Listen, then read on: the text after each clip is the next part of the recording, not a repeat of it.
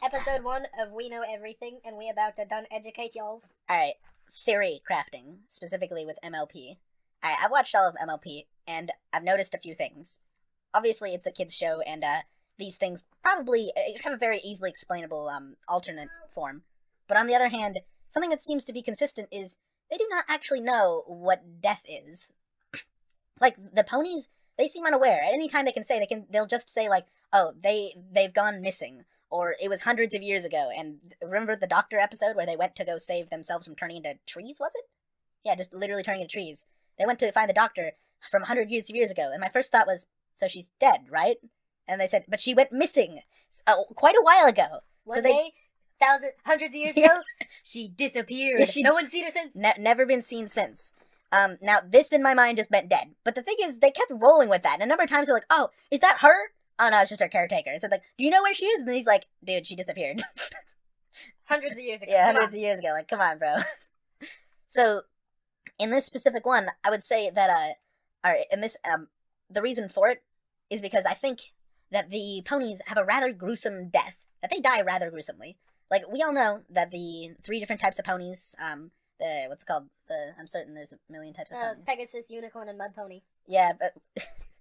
And Earth Pony, was it, actually? Yeah, Earth Pony. All of them have, like, an ambient magic to them, although usually they're rather underplayed, at least for the Earth Pony side, where, like, everyone else can do what they do, pretty much, until it's, like, a normal basis, so they're really designed to be a slave class, on the down low. However, it does seem like, wouldn't they run out of this magic? Like, this magic is, just constantly being used for their day-to-day business, and as they get older and older, they don't really seem to encounter any diseases. Like, in the show, the only few diseases they ever encounter seem to be ones that are very detrimental, and they did something to get it. Their season was just cold, and they've been outside for too long. That doesn't really happen in this show. They went somewhere, and they got a disease. Meaning, disease is uncommon to them.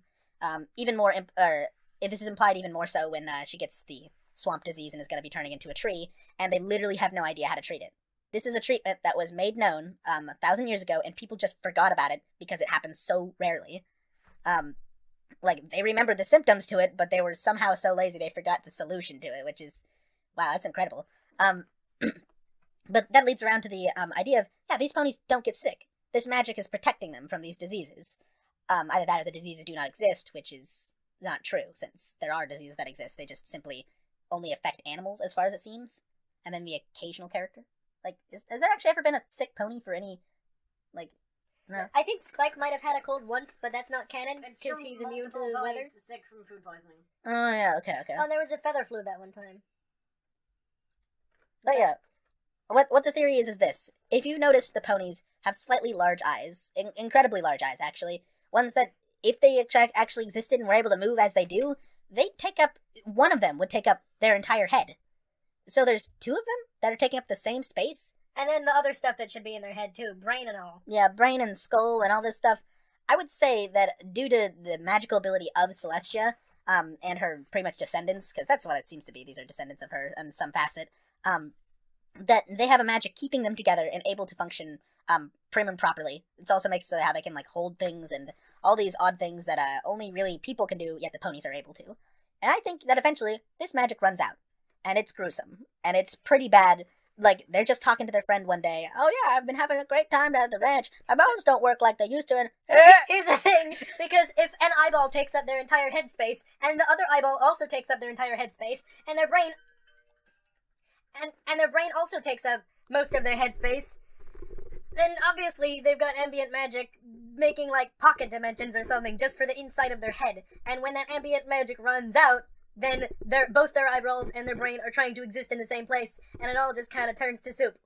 And at that moment, their friend just opens their mouth, stops talking as though they had a small stroke, and blood just fountains out of their mouth.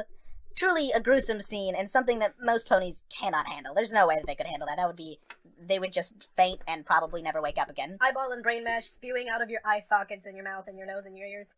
And that's a pretty grim scene. And if you notice throughout almost all of MLP, the residents are pretty cheerful. I mean, some of them are just jerks, but they seem to be happy about life and, like, things can't really go wrong.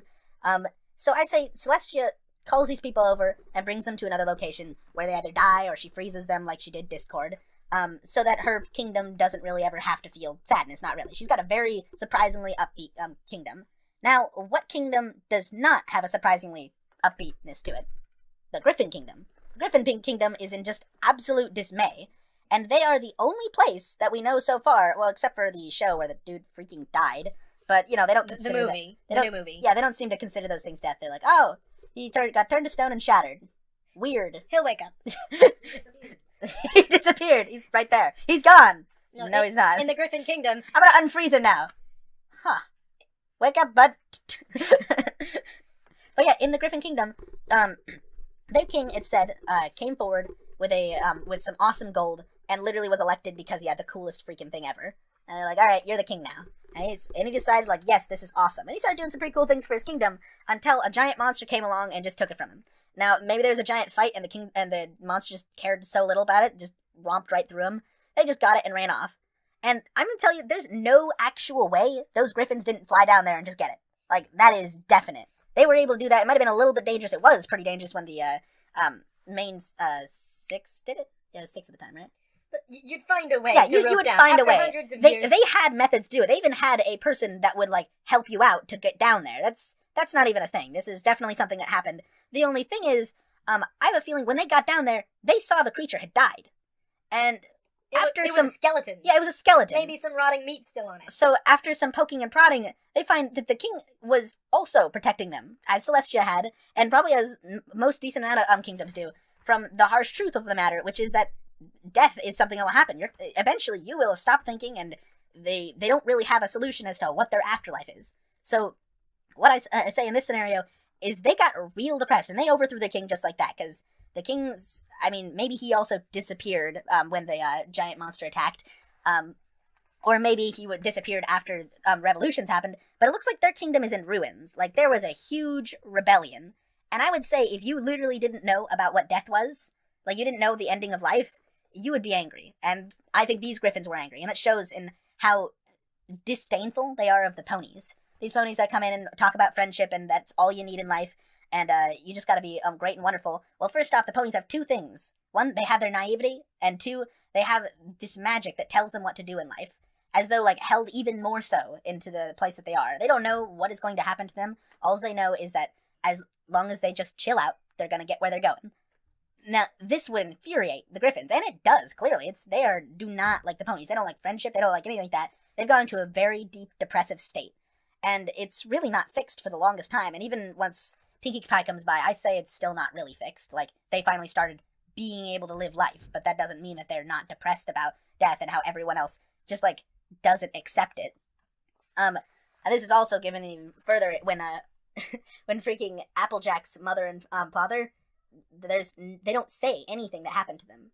Now, I don't know about you, but I if ever the topic comes up about a deceased family member, you do kind of drop, like, yeah, they died. That comes up. That's, like, they lived a good life and things like that. It doesn't really ever happen. They just sort of talk about one story that happened, which I suppose does happen, and then nothing else is mentioned. Just, They're not there anymore. Yeah, I wonder where they went. I mean, this is the tree, which has both their names on it, which also leads me to believe that maybe Applejacks are somehow in the know of that a little bit, but that's nothing close to Applejack's parents are in Celestia's garden of corpse statues. It's true. Also, Celestia might have a corpse statue garden, which would be awesome and horrifying. She does have a statue garden. Yeah, she does have a statue garden. Now, one of which was Discord. Yeah, which is to say that they couldn't kill Discord, so they did the best thing they could, which is what they did to their, what's it called? Freaking citizens at the time. Although I don't think they had citizens, did they? But, yeah, this is the theory of death. That none of the ponies really quite understand what death is, and where it came from, and what to do with it. And even more so, they don't know about it. And the few ones that do are just absolutely ruined. And I think that even drives Celestia into a further state of not wanting to tell anyone. Because she's seen the way the Griffin Kingdom has ended up, and does not want to let them know. Thanks for listening, listeners.